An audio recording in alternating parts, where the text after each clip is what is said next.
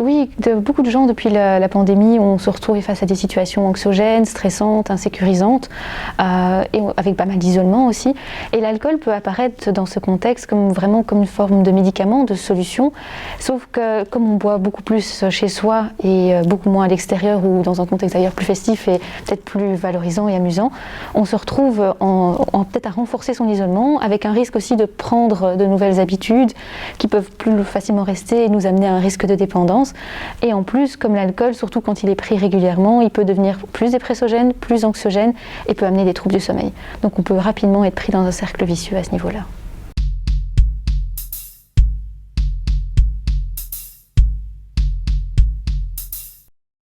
Avec l'impact du Covid et des mesures pour se protéger contre lui sur nos vies à tous, on a observé que des nouveaux modes de consommation se sont développés.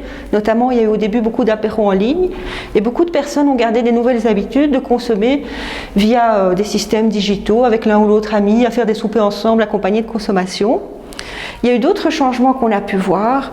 Les personnes ont quand même plus consommé à la maison, avec les personnes avec qui ils vivent, leurs colocataires, leurs conjoints, leurs conjointes, pour toutes sortes de raisons, par ennui, parce que c'était possible, et aussi pour lutter contre la crainte et l'anxiété.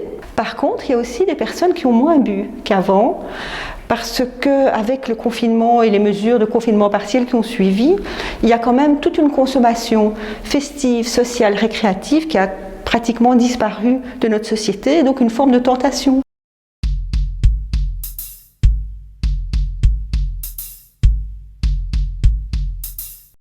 Les résultats sur le plan statistique de la consommation d'alcool sont assez variables.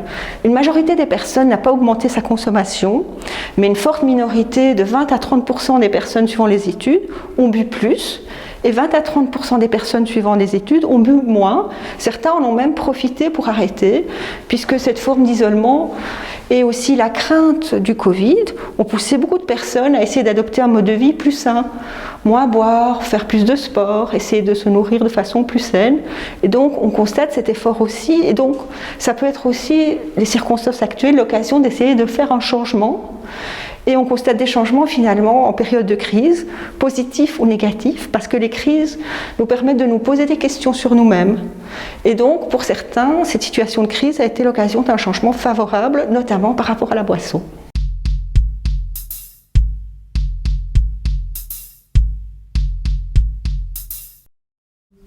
Une des possibilités de venir à l'hôpital, on fait vraiment attention à la sécurité, surtout au niveau Covid. On a aussi un programme, donc vous pouvez venir en toute confidentialité en vous inscrivant via un site, par exemple alcoolezvous.be. Et c'est un programme où le but est de faire le point, tant au niveau physique que psychologique, et d'arriver après à avoir toutes sortes d'informations au niveau de l'aide et de savoir qu'est-ce qui pourrait être le mieux pour moi.